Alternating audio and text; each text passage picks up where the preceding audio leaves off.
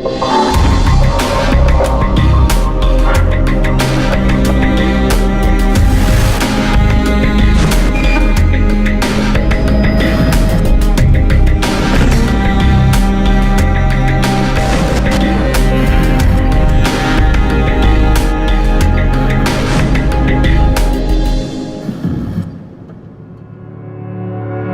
pense qu'il y a autant de raisons pourquoi on va consommer des drogues qu'il y a de consommateurs de drogue. C'est pas une raison en particulier.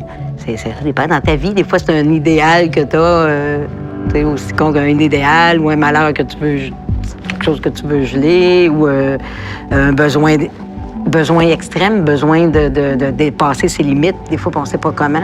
Les gens ne consomment pas nécessairement toujours pour cacher des sentiments ou des émotions, pour s'empêcher de vivre quoi que ce soit. Parfois, c'est vraiment juste une quête au plaisir, aux grandes sensations. Comme moi, quand je consommais de l'héroïne, quand j'ai commencé, je la fumais, je la sniffais. Puis justement, mon chum m'a dit « T'en as besoin de moins quand tu te crains. » Fait que je me suis pété un hit. Puis une fois que t'as commencé à te shooter, ben l'engrenage est fait. Tu reviens pas de bord, le buzz est meilleur. Il faut faire la différence aussi entre consommer de la drogue et devenir dépendant. Surtout au niveau du choix, parce que oui, on choisit de consommer des drogues. Ça, c'est certain. On peut pas se défaire de cette réalité-là.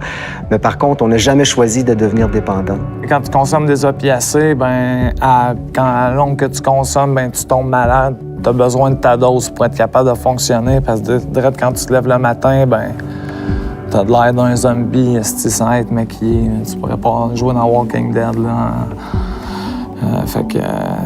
T'as tout le temps un petit pattern de te lever, de trouver ton cash pour avoir ta dose, pour être capable de fonctionner. Ça peut aller jusqu'à la mort, les hépatites, le VIH, ainsi de suite, là, les maladies, parce que, à un moment donné, ça dépend où tu es rendu dans la vie, mais quand tu es rendu à juste t'injecter, tu penses pas à manger, tu penses pas à t'hydrater, puis à faire ce que tu as dormi, puis à faire ce que les gens normaux font.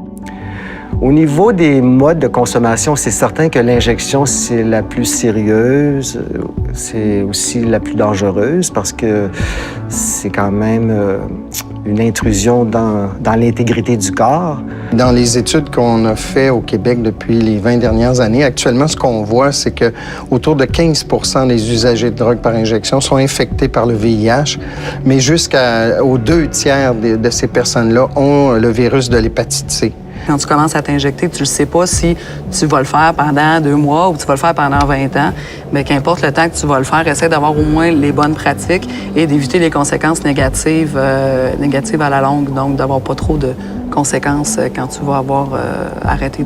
Tandis que dans l'approche de réduction des méfaits liés à l'usage des drogues, on y va sur 2 grands principes qui sont le pragmatisme et l'humanisme. Le pragmatisme, c'est de se dire, les gens consomment des drogues depuis des millénaires et probablement que ça va continuer à consommer et que de viser une société sans drogue, c'est un peu utopique et c'est pas réaliste et on n'y arrivera pas. Donc, il faut mettre en place des mesures plus pragmatiques qui prennent en considération le fait qu'il y a des personnes qui consomment des drogues. L'approche humaniste, c'est vraiment de ne pas juger les personnes et de les aider à partir de la situation où elles se retrouvent. Et on peut viser quand même un objectif d'abstinence si la personne, c'est ça qu'elle souhaite, mais on va plutôt viser une hiérarchie d'objectifs en fonction des besoins de la personne. Si on pense à un programme comme Nez Rouge, c'est un programme de réduction des méfaits liés à l'usage de l'alcool qui applique des principes de l'approche de réduction des méfaits. Qu'est-ce qui se passe avec Nez Rouge? On dicte pas à la personne, on ne juge pas la personne du fait qu'elle a consommé, même qu'on la félicite d'avoir appelé pour avoir un transport pour ne pas conduire avec sa voiture. Donc, elle cherche à diminuer les conséquences de son usage. Pour ce qui est de l'usage de drogue par injection, on a un petit peu plus de difficulté à saisir comment cette approche-là peut concrètement faire du bien puis avoir de bons résultats. Mais dans le fond, on sait bien que cette approche-là a fait ses preuves par rapport à réduire l'épidémie de VIH puis d'hépatite C chez les personnes UDI. On sait que ça sauve des vies.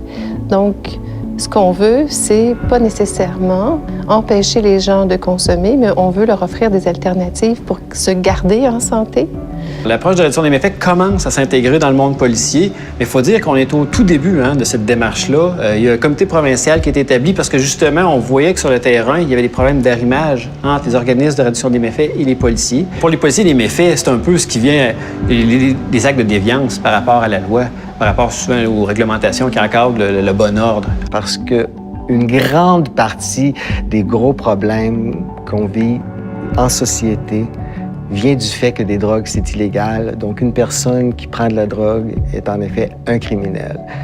Puis c'est aussi pourquoi on peut voir une relation d'antagonisme entre le consommateur de drogue et le corps policier, parce que le policier va voir le consommateur comme un criminel avant de le voir comme une personne. Une personne potentiellement a besoin de soins de santé plus qu'un temps derrière les barreaux.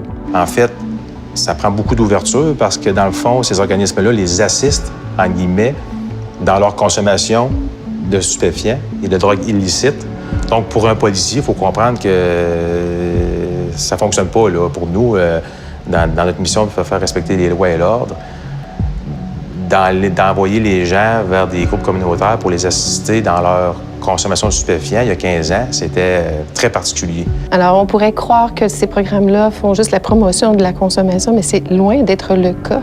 Ce qu'ils font, c'est de la gestion à risque réduit de la consommation et pour faire en sorte que la personne réduise ses risques et qui, si un jour elle est prête à faire un bout de chemin vers des traitements de la dépendance, bien, à ce moment-là, on lui offre les corridors de service et on lui permet donc d'être référé aux bons endroits. L'application de la loi sur les drogues, à elle seule, n'est pas efficace pour régler les problèmes de consommation. Ça prend une prise en charge de la santé pour être efficace de ce côté-là. Dans notre mission première, c'est de préserver, de protéger la vie. Et c'est là qu'on doit adapter nos façons de faire, nos interventions en matière de UDI et comprendre le phénomène de ces personnes-là qui ont des problématiques de dépendance et qui ont besoin d'aide. Et que la répression ne c'est pas la solution comme telle, mais c'est plutôt une relation d'aide.